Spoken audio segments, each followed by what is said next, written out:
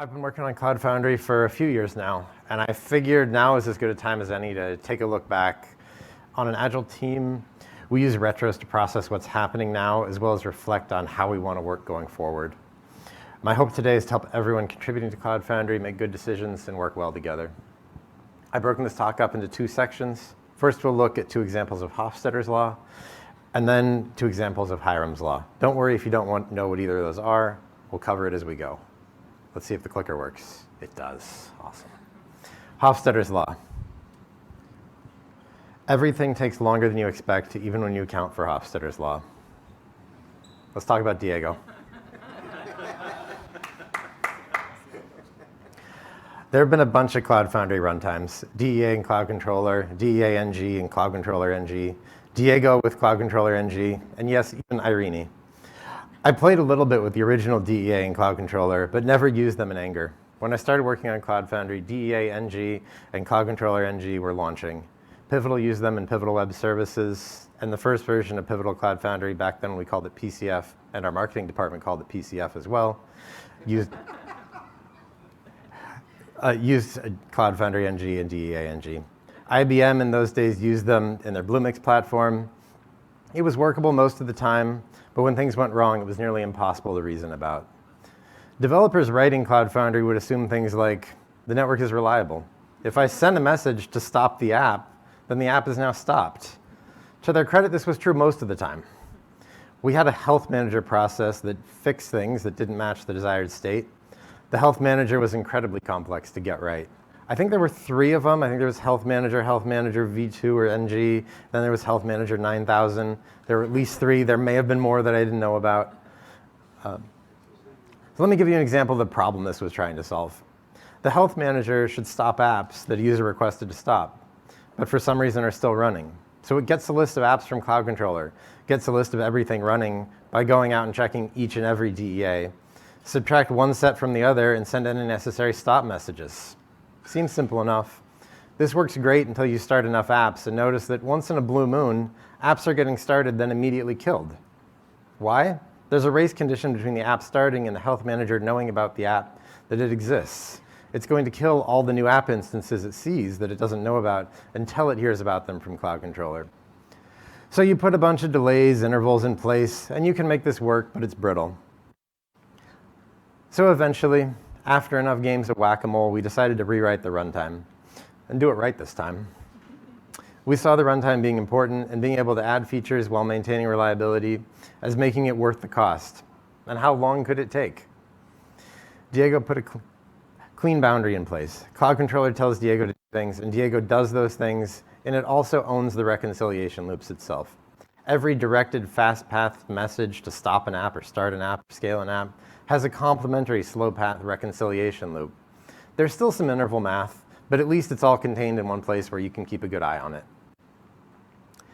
When Diego started, we tried the latest and greatest Paxos RAF data stores like Zookeeper, etcd, and Console because we thought we needed those to be reliable.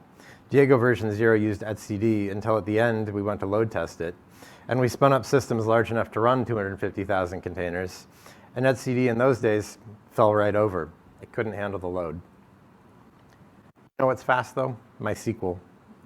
You know what used to be a single point of failure but now has good, reliable options for replication? MySQL. It took a month or two, but removing etcd and putting in plain old MySQL as the data store worked out great. MySQL handles the small amount of data Diego is using without breaking a sweat. I didn't have the heart to go look at the actual dates, but in my heart, Diego probably took us 2 years to launch, consuming a huge number of our most experienced and fastest developers. As the engineering director for Pivotal at the time, it was like Audrey 2 from Little Shop of Horrors. It needed to be fed developers, and it needed lots of them. Today, though, it's solid. It scales to hundreds of thousands of containers. It runs containers on Windows, and its behavior is mostly predictable. It can run container images if CF build and run workflow isn't for you. And when things do go wrong, it usually degrades into a state where workloads keep running even if new work can't be scheduled. Kubernetes came along. Irene even works, a real cloud controller backed by containers running on Kubernetes. But it didn't really solve a problem app developers had, and it didn't really solve a problem platform developers had. So as I look back on building Diego, it was a huge endeavor. It took longer than we thought, but in the end, the thing is a reliable workhorse and nearly impossible to kill, though people have tried.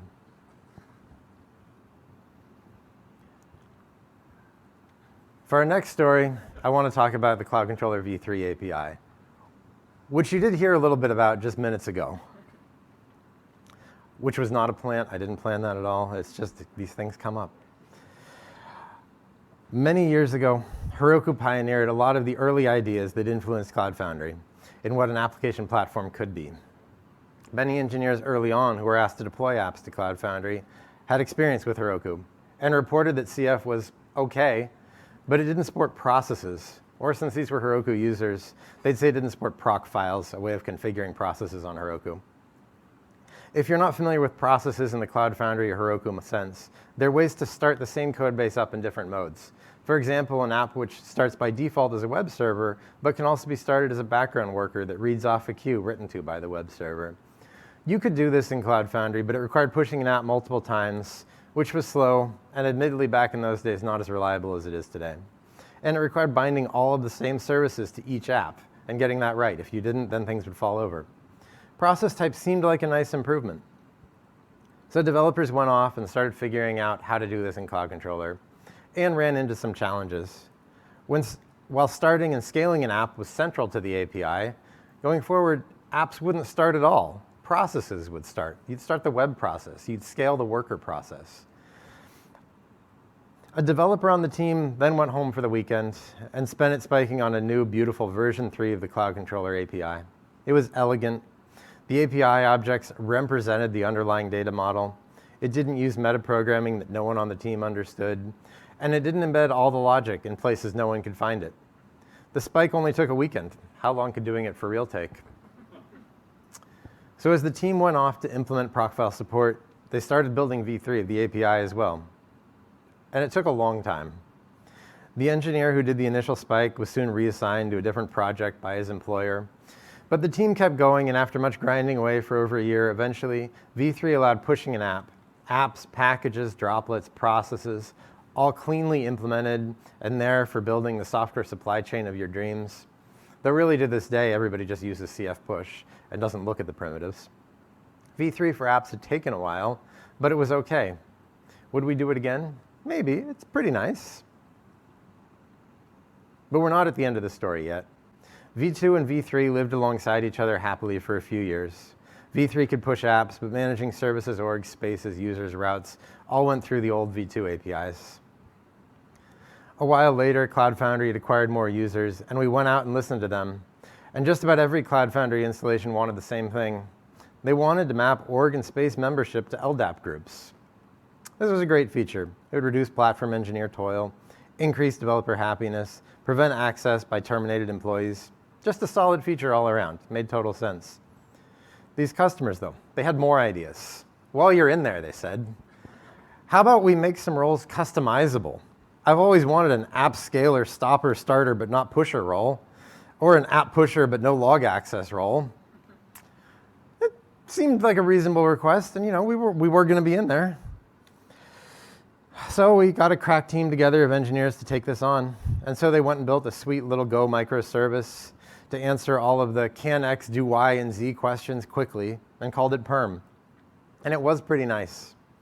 Then it met the harsh reality when they went to Cloud Controller and started integrating their microservice. It turns out v3, with all the clean abstractions, worked pretty well with Perm. But v2, it sadly didn't. v2 was full of metaprogramming and inheritance that would have required rewriting much of the underlying code. And the existing code had no permissions test to verify that the new code did the same thing as the old code. And getting permissions wrong is not something that's easily forgivable. So we decided we'd pause Perm and finish v3. This might have been a good idea, but finishing v3 became the team's perennial, became the team's perennial third priority, and slipped and slipped. Eventually, a team was split out to finish v3, and even at times we had two teams working on it. One working on the services API in London, and one in San Francisco working on everything else. Excuse me.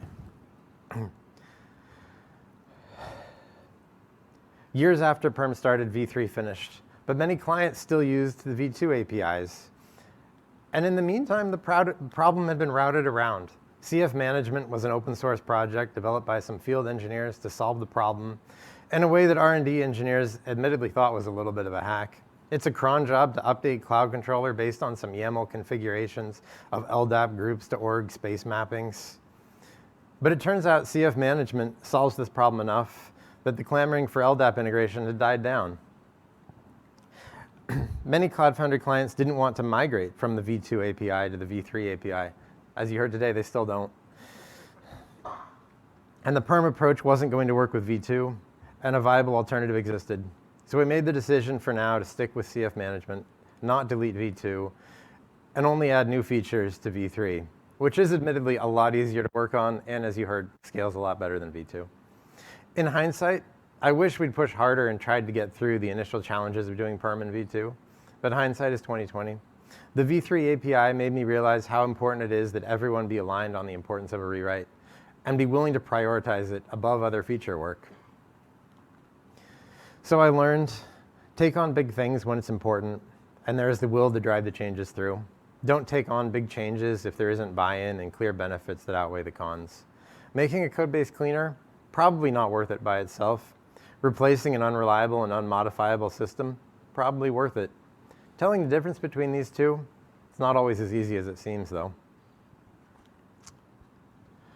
So that was Hofstadter's law. I'm going to take a minute to talk about Hiram's law now. I'm also going to check the time. I have no idea how much time I have left. They don't have a speaker clock for me. I'm going to keep going. Chris will cut me off when I run out of time. Hiram's law. With a sufficient number of users of an API, it does not matter what you promise in the contract. All observable behaviors of your system will be depended on by somebody. Let's pause and talk about what a public API is for a minute. I used to hear API and expand that into my head to JSON HTTP REST API, like the Cloud Controller v3 API. Frameworks and libraries also had APIs, but in Cloud Foundry, everything is an API. Let me give you a story. We got two stories here, so let's start with the first one. One time, Amelia, who was just up here, was knee-deep debugging a complex Go router issue with a support engineer and was cross-referencing between CF component logs. If you ever did this in those days, you would have found that every component author had picked their own date format. Some people liked Unix timestamps. Some very reasonable people liked human-readable timestamps. Some component logs had the time zone noted. Others, you had to wonder, is this UTC, or am I looking at logs from 7 hours away from when the incident happened? I'm not sure if Amelia accounted for Hofstadter's law or not when she decided to fix this once and for all, and wrote a proposal for timestamps for every component to adopt nice human-readable RFC 339 timestamps. What is a human-readable timestamp? Well, it looks like this. You can see what year it is. It sorts nicely. It's got times. You can see that it's UTC by that Z at the end. It's just, when you're in the middle of a support incident, it's just the thing you want to see. After months, possibly years of hounding teams to do this work, things were getting better. Most components now supported human-readable timestamps. We shipped this work to a customer. Now, admittedly, we shipped this work accidentally a little early without a breaking change notice or a major version number. And this is when we learned for real that logs are an observable property of Cloud Foundry, and you can't just go changing them. Logs flow out of Cloud Foundry into who knows what, and who knows what is parsing those logs with artisanal handcrafted regexes. And those handcrafted regexes were blowing up the log processing, and the platform operator was having a very bad day and wanted to make sure we understood just how bad of a day. Luckily, these changes had been code flagged, so turning it off was relatively easy. Those code flags, I want to mention, are incredibly complex to put in. It's oftentimes more work to code flag a feature than to do the feature, but we do it so that we can, in these situations, we have an emergency release lever to go to. To this day, every time we update a log line, we wonder, am I about to ruin someone's day by fixing this line to say what's actually happening instead of being completely wrong? I also, to this day, appreciate the human readable timestamps every time I get involved in a hairy situation in a production environment. So thank you, Amelia. This last story is one I got to experience firsthand. A few years ago, I stepped into a role as an engineer on the team, and so I get to pick up tickets just like everybody does when things get escalated to R&D. On our teams that contribute to Cloud Foundry, we have a support rotation where one or two people are responsible for responding to support escalations and incoming questions on Slack. You'll see this in some channels in the Cloud Foundry Slack, where @interrupt will get tagged and summon a person or two like a genie to hopefully answer your questions. And well, 1 week not long ago, I was on a support rotation, and a ticket comes in saying we've broken syslog drains for a customer. Syslog drains are kind of our bread and butter, and we hadn't changed anything risky lately, so we dug in, not expecting to find much. Helpfully, the support engineer had already identified the commit that they thought broke the syslog drains, and it was this commit. What's this code doing? Well, let's look at what it used to do. Our syslog messages are what we call octet framed, and octets are a fancy way of saying bytes. Apparently, systems used to not always count on 8 bits and bytes. I don't know, octets. Network people, they call them octets. Syslog, kind of in that middle zone. Anyways, they're octet framed, which is a fancy way of saying we count up the characters of the syslog message, and we put an integer count of those characters at the beginning. We then put a space, then we put the rest of the syslog message there. So before this commit, we would write the length and a space to the TCP socket. Check if that errored, and because this is Golang, most of what you see on the screen is error checking. And then later, we would write the log message. And this isn't like a make-believe example. This is the actual commit that changed. It was not a large commit. We went and looked at it. OK, what is this doing? So then we went, so we looked at this, and we're like, well, what did this change to? Well, it changed to connection.write, the length of the message, a space, and then the string. As developers, we thought this was a non-breaking change. TCP is a stream protocol, and we're writing the same bytes to the stream. Now, I didn't see this user's code, but after digging in, I gathered they were calling connection.read, getting some bytes, and parsing them as the message generated by their app.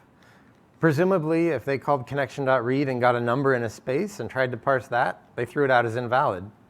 Then they looped around again, called connection.read again, and got an error occurred, which was a valid log line, and saved it off. Now, to be clear, there's no guarantee that connection.read behaves this way. I was amazed that it did. Whatever combination of languages, frameworks, networking stacks led to a connection.write sending a packet each time, and connection.read never returning more than 1 packet's worth of data.